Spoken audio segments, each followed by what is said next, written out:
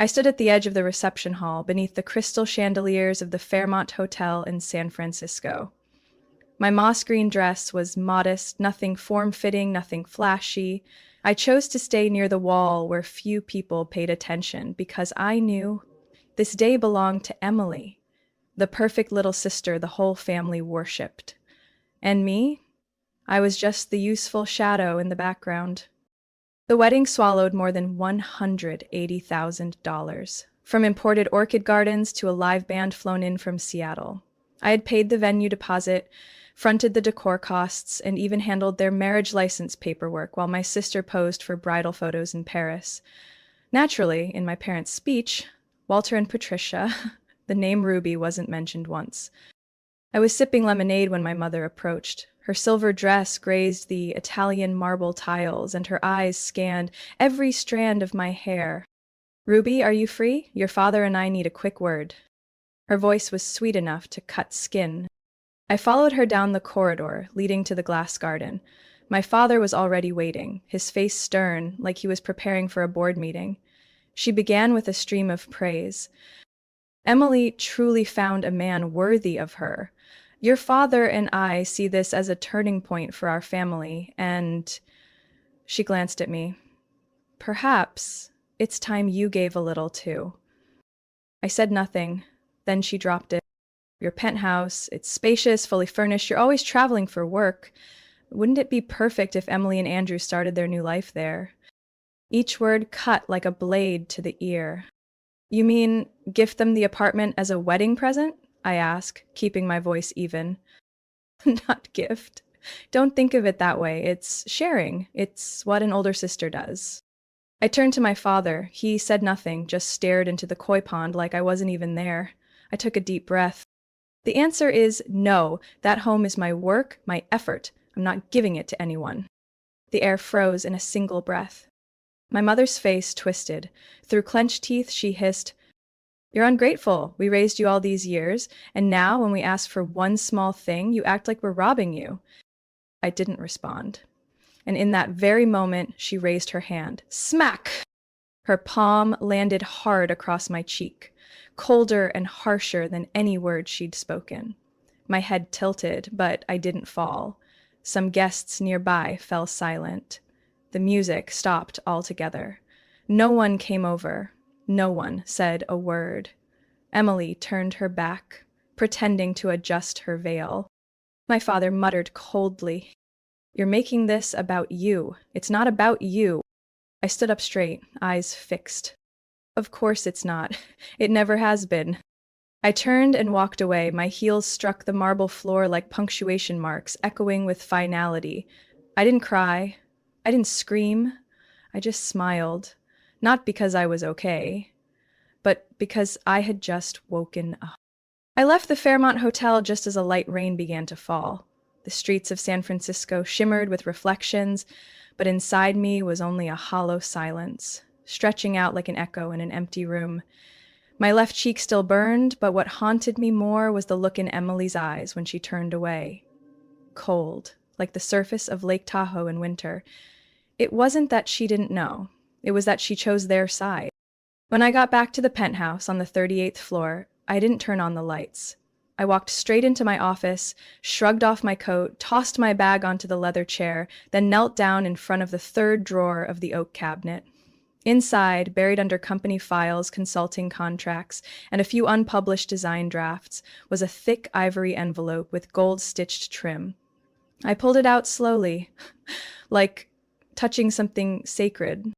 Inside was the notarized copy of my grandmother's will. Helen Lane, the only woman who had ever looked at me with pride instead of expectation or judgment. She passed away 3 years ago due to complications from diabetes. I was there on her last day. My mother? She was on a cruise in the Bahamas with Emily. The will had yellowed slightly, but her signature remained crisp and steady, just like she was. One line, bold and unwavering, sat in the center of the page. Full ownership of the property at 1900 Jackson Street, floor 38, San Francisco, including the private rooftop and the Wells Fargo savings account ending in 2413, shall belong to my only granddaughter, Ruby Lane, who never asked, but always showed up. I remembered the day she signed it. It was a Sunday. I had taken her out for waffles at a little cafe on Fillmore Street. We came back home, sat by the window, looking down at the city. She turned to me and said something I'll never forget. You don't have to prove your worth to anyone, especially not to those who never saw who you really are. I sank to the floor, still gripping the will.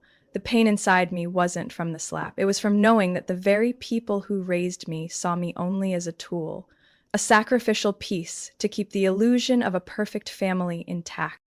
I opened the wall safe behind the bookshelf. Inside were the original will, the savings book, and the deed to the penthouse, all in my name, completed with Grandma's help when I was 28. She once told me, "You don't need anyone's permission to start your own life." Resting on top of the safe was a hand-stitched handkerchief with my name embroidered on it. A tiny line below read, "For the day they forget who you are." I held it to my chest. She always knew. She always saw what they ignored. My phone buzzed. A message from my personal attorney, Margot Reese. "Received the transfer documents from Mrs. Helen. Still have the certified copy. Do you want me to act?" I replied simply, "Not yet, but soon." I stood and walked out to the balcony, gazing down at the city. Headlights drew pale lines across Van Ness Avenue. People below were beginning their ordinary evening. As for me, I was about to begin a battle they didn't know they started. Back inside, I flipped on the lights. The penthouse glowed bright, and in the reflection of the glass door, I saw a woman who no longer lived in submission.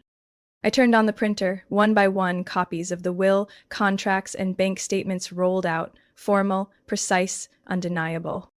The next morning, I woke up earlier than usual.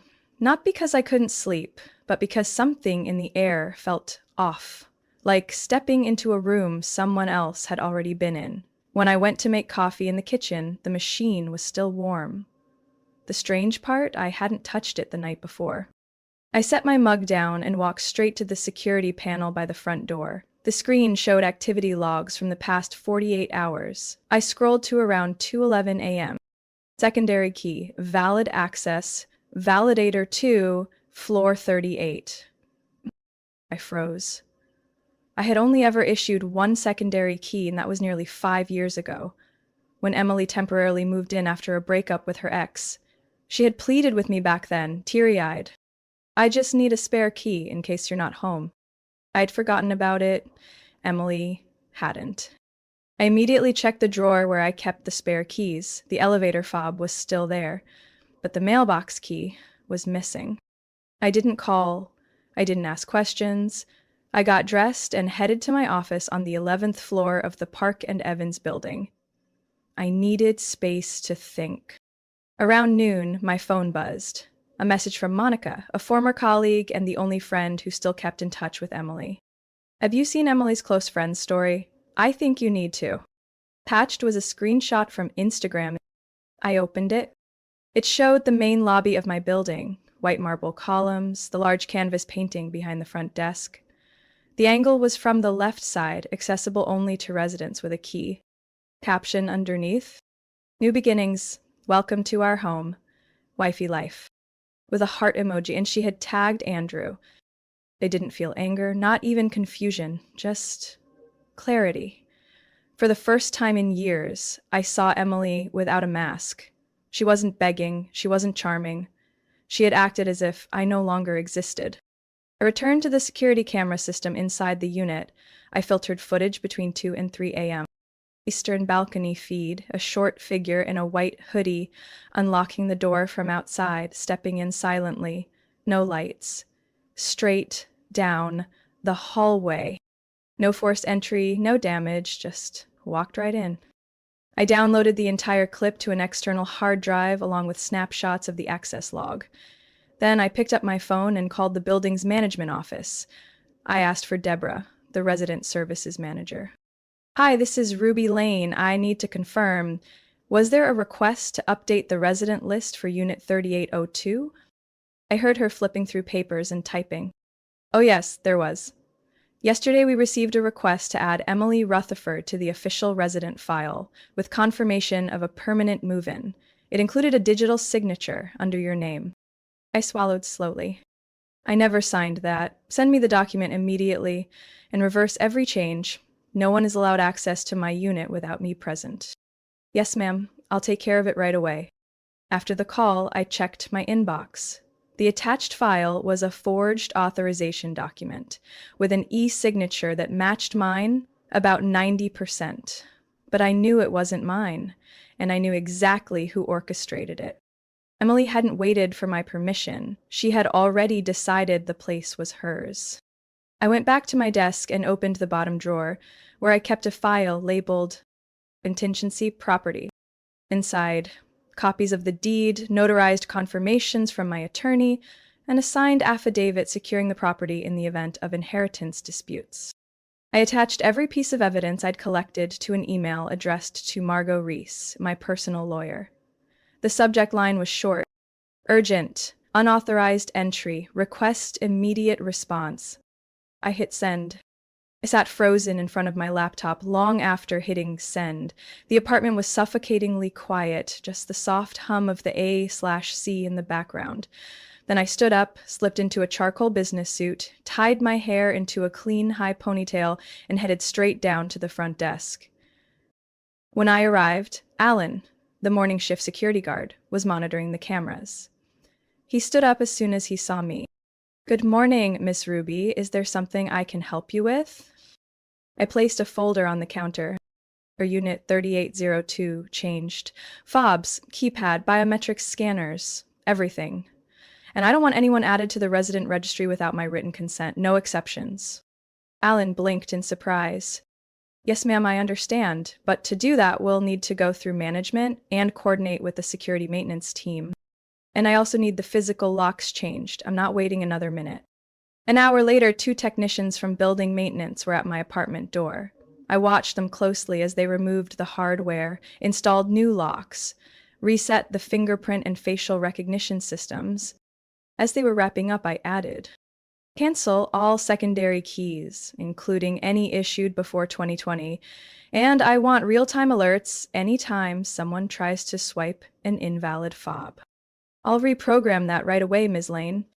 That same afternoon, I went to the office of Margot Reese, the attorney who had represented my grandmother for the last 15 years of her life. The firm was located in an old building near the Civic Center, discreet but effective, just like the kind of people my grandmother trusted. Margot greeted me in a light gray blazer, sharp eyes behind rimless glasses. "I read your email. The evidence you sent is solid. I'll draft a cease and desist notice today."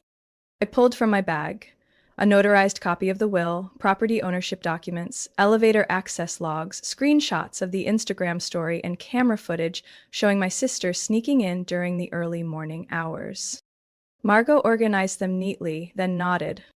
"Perfect. You've got more than enough to take legal action if needed. But first, we'll send a formal cease and desist. That should get the point across." Less than 2 hours later, I received a scanned copy of the letter in my inbox. The subject line was bolded. "Cease and desist. From Ruby Lane." I read it carefully. "Isolde Rutherford is hereby instructed to immediately cease any and all access, use of, or claims of ownership over Unit 3802 in accordance with applicable laws pertaining to private property, personal privacy, and signature forgery. Any further violations will result in civil litigation, claims for damages, and notification to the Residence Board and Internal Security Force." Sign the original. Margot slipped it into a cream envelope, sealed it with a stamp, and called her assistant. "Send this via priority courier. I want it in her hands by the end of the day." As I was leaving, Margot looked up. "Ruby, do you think your sister will react?" I looked her straight in the eye. "Steve won't stay quiet, but this time, neither will I." By the time I got home, the sky was darkening. The city lights reflected off the balcony glass, giving the apartment the illusion of peaceful stillness. But I knew better. This was just the calm before the storm. I opened my laptop, launched the Smart Home Management app. The screen displayed 0 unauthorized access attempts in the past 6 hours. Good. But I wasn't letting my guard down. I enabled continuous recording, set up automatic cloud backups, and created an emergency response file, including a list of banned individuals. That night, I didn't sleep much, but I wasn't tired. I felt alert. For the first time in years, I was finally standing up for what was mine. 3 days after the cease and desist letter was sent, I received a cream-colored envelope from the law office of Davenport and Reed. It looked professional, expensive, and calculated. The sender was Henry Brooks, my mother's younger brother, a man who calls himself a strategic real estate consultant, but is in reality a failed broker always trying to wedge himself into messy inheritance cases. I opened the envelope in the dead silence of my apartment, as if I already knew what was waiting inside. Inside was a supplemental will, allegedly signed by Mrs. Helen Lane, 6 months before her passing. It clearly stated, I, Helen Lane, being of sound mind, hereby leave ownership of apartment 3802 and all related assets to my granddaughter Emily Rutherford, who remained by my side in my final days. Just below was a trembling ink signature, eerily similar to my grandmother's real one. If I didn't already have the notarized original locked in my safe, I might have hesitated. But no, my grandmother never referred to Emily as someone close, and she definitely didn't leave her the apartment. I picked up the phone and called Margot Reese. They sent a fake document? Sent from Henry Brooks's personal attorney. Worse than I thought, Margot replied. I'll verify with the notary office and court records. But Ruby, don't be surprised if they escalate. Margot was right. Not even 24 hours later, I was summoned to the resident management office of the building. The board president, Richard Hall, a man in his 60s with a calm appearance but constantly evaluating eyes, was waiting in a small ground floor meeting room. Beside him sat Emily. She wore a white blazer, held a navy folder, and her face was a strange blend of fake concern and quiet triumph. Ms. Lane, Mr. Hall began, we've received several complaints concerning apartment 3802. There are allegations that you've installed an unauthorized security system, violated the pet regulations, and exhibited threatening behavior toward residents. I didn't react immediately. I simply looked at Mr. Hall, then turned to Emily. And who filed the complaint? Multiple sources, but the official complaint is from Miss Rutherford. I opened my bag and pulled out a thick folder, neatly indexed. Then I have materials I need to present as well. I opened my tablet and connected it to the wall-mount TV screen. The first slide appeared, an image of Emily standing in the hallway on the 38th floor at 2:13 a.m., holding a key, unlocking the door without permission. Second slide, elevator access log showing use of a revoked fob ID from back in 2019. Third slide, a screenshot of Emily's Instagram story captioned, Welcome to our home. Fourth slide, the original notarized will stamped and certified by Margot's office. Final slide, a handwriting analysis comparing my grandmother's real signature with the forged one on their submitted will. The room went dead silent. Emily gripped her folder tightly. Her lips twitched. This doesn't prove anything, she finally said. I'm just trying to seek justice for the family. I smiled. Justice doesn't come from lockpicking and forged signatures. Mr. Hall cleared his throat and glanced over the stack of documents in front of him. I'll need time to review everything, but I must admit, Ms. Lane's documentation is clear and valid. We cannot act based on unfounded accusations. Emily jumped out of her chair and pushed through the door, her heels echoing loudly down the hallway. I didn't look back. I simply turned around, carefully collecting and placing each document back into my black folder. As I stood up, Mr. Hall called out, Miss Lane, if you ever consider joining the building board, we gladly welcome someone like you. I gave a slight nod. I don't enjoy conflict, Mr. Hall, but I believe deeply in defending boundaries. Walking out of the meeting room, I didn't feel like I'd won. I just felt like the truth had been put back where it belonged. 2 days after the meeting at the building's management office, I received an email from a name I never expected to resurface: Maxine Sullivan, the daughter of my maternal uncle, a woman who'd always stayed silent at family gatherings, quietly sipping tea in the corner, observing more than speaking. The subject line was simple: "You need to hear this." Inside, there was no long message, just a single M4A audio file, and one line: "They thought I wasn't listening, but I heard every word." I put on my headphones and played the file. The beginning was faint clinking of glasses and muffled laughter. Then my mother's voice rang out, clear, steady. "Ruby won't fight back. She's always afraid of hurting the family." Emily chimed in, half joking, half mocking. "She's such a softie. Just push a little and she'll hand over the penthouse keys like it's her duty." Then another voice, Aunt Colleen, who always claimed I was too distant. "Just guilt her into thinking she's ruining her sister's happiness. She'll back off on her own. That girl's always starved for love." Then laughter, light, indifferent, as if they weren't talking about a real person, but just a tool in their family game. I replayed it twice. Each time, my chest tightened, not out of pain, but out of certainty. I was right, this wasn't about love. It was all strategy.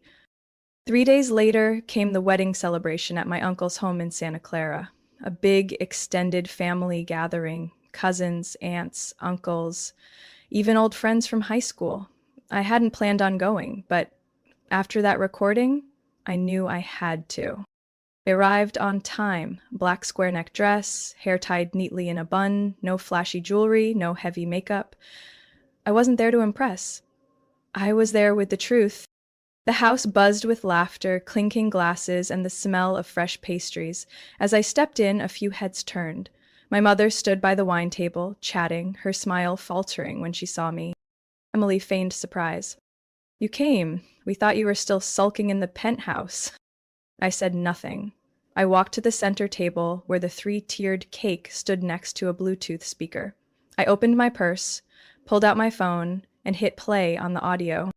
No intro, no warning. Their voices filled the room. Every word, every mocking tone, echoing through the now silent gathering. Glasses froze mid-air, forks stopped clinking. The only sound was the playback of what they never thought would be heard again. When the recording ended, I didn't speak. I simply looked at my mother, Emily, Aunt Colleen. No one said a word. Some relatives averted their eyes. Others stood stiff, lips pressed tight. Finally, my uncle spoke. "Did you all really plot that behind Ruby's back?" "It was just a joke," Emily stammered, her pitch unnaturally high. "Sounded more like a scheme than a joke," came a voice from the corner. It was Cousin Dana, once Emily's closest friend in high school. My mother stepped forward, voice trembling. "Ruby, you have to understand. We were just trying to keep the family together. It was all said under pressure." I looked at her, not with anger, not with tears, just calmly said, "Pressure doesn't create betrayal, choice does." And I turned and walked out of that crowded room, leaving behind a silence that clung like dust. No one followed. No one called my name. And I knew, for the first time in my life, they were forced to hear their own voices and had no way to deny them.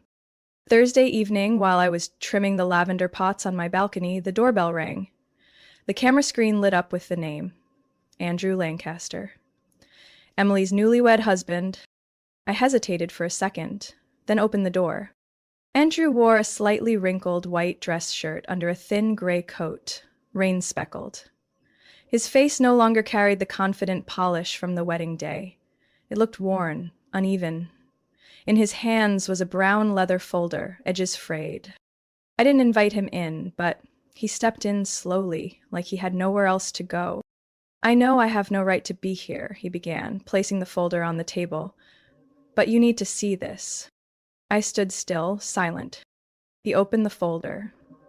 Inside were printed messages, texts between my mother, Aunt Colleen, and Emily, spanning 6 months leading up to the wedding. There was no vagueness, no ambiguity. "Don't give her time to react, just push the wedding forward." Make her believe that if she doesn't give Emily the apartment, the wedding will collapse. Andrew already thinks that property belongs to Emily. Let it stay that way. I turned to the next page. The prenup agreement. Bolded clause highlighted in yellow. Premarital assets include the condominium located at 1900 Jackson Street, 38th floor, San Francisco, valued by the bride's family at $3.2 million. I looked up at Andrew. He nodded, eyes downcast. I believed them.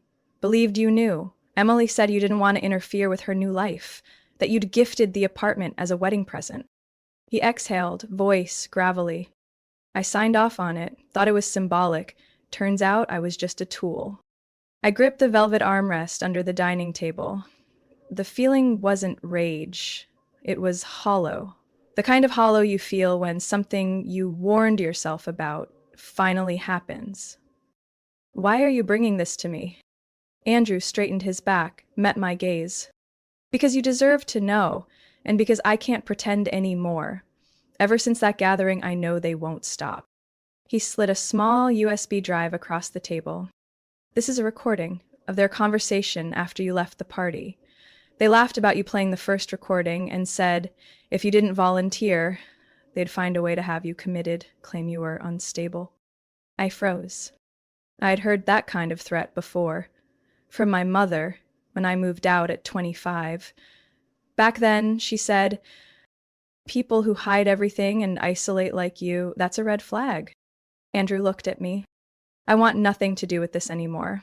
I'll testify if you need me to. I know this might go legal. I'm not running. I nodded slightly. You'll lose a lot by stepping up. I've already lost some of my dignity. All I want now is to keep what's left of my conscience. I walked into my office, returned with a folder labeled Margot Reese, my attorney. I set it on the table. I've filed for a temporary injunction on property transfer. If they try to use the prenup to shift ownership, they'll be blocked. I paused for a beat. And if you're serious about testifying, my lawyer will reach out. Andrew nodded. No apologies, no justifications, just, I always thought you were strong. I just didn't realize how scared of you they actually are. I walked him to the door without another word. When it closed, I returned to the table, took the USB, and plugged it into my laptop. Voices echoed, Emily's first. She's got no one left in her corner. Someone like Ruby, when isolated, is the easiest to control. I sat there for a long time. No tears, no trembling, just the quiet certainty that I finally had the last piece of the puzzle. The phone rang at 9:17 p.m., just as I was organizing the sealed documents to send to Margot's law office. The screen lit up with one name, Mom. I stared at it for a few seconds, then set the phone down. But it rang again, then a third time, before going silent. A minute later, the voicemail clicked on. I hadn't planned to listen, but my hand moved instinctively, tapping play. My mother's voice came through, unusually soft. Ruby, I know things have been a little tense lately, but we're family, sweetheart. The apartment is just a place. It's not worth hurting everyone over. She paused, then sighed. Emily's just trying to build her new life. I know you're strong, but strong doesn't mean cold. Come have dinner with us this Sunday. Nobody wants things to go this far. I stopped the recording before it ended. Sat back in the chair, fingers laced together, chest feeling oddly hollow. But this time, there was no wavering, no guilt, no urge to explain myself. I realized it wasn't an apology. It was a familiar loop, a kind of manipulation dressed in floral prints and vanilla-scented warmth. I grabbed my coat and left the apartment. My car turned north, down quiet asphalt roads glowing under soft streetlight. I didn't tell anyone where I was going. But I knew exactly the place. Glenview Ridge Park, where my grandmother used to take me on Saturday afternoons, when she still had the strength to climb the hill in old New Balance sneakers and with her wooden cane. I parked at the bottom and followed the worn stone steps to the grassy overlook. No one else was there. Just the wind and the scattered glow of the city below, like a silent, shimmering constellation. I sat on the stone bench where Grandma always rested, pulled from my coat pocket a weathered letter, handwritten, edges curled, script soft and round. My Ruby, if one day the world gets too loud, go find the quiet. Not to hide, but to hear yourself better. I know you always do the right thing, even if no one claps for it. You've never been broken, just never praised for staying whole. That's their blindness, not your fault. They may call you distant, but you've always been present. In silence, in steadiness, and to me, that's enough. I folded the letter gently, resting it in my lap. One tear slipped onto my hand, not out of sorrow, but from finally seeing myself clearly.